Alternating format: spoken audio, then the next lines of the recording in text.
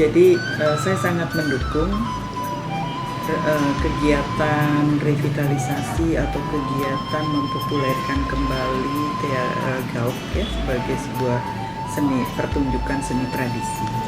Karena sebetulnya kalau kita lihat gauk sebagai bagian dari tradisi lisan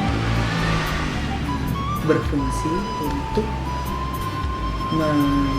sebagai salah satu sumber pembentukan karakter, dan dia merupakan soft power, sebetulnya merupakan kekuatan kultural untuk membangun peradaban di dalam skala yang lebih luas. Di dalam skala yang terbatas, gauk itu merupakan ikon dari Majalengka.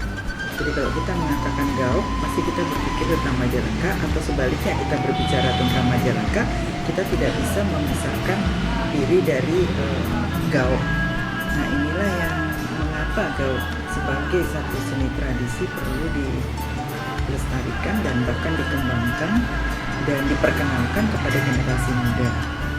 Di samping gauk sebagai seni tradisi, gauk juga merupakan warisan budaya.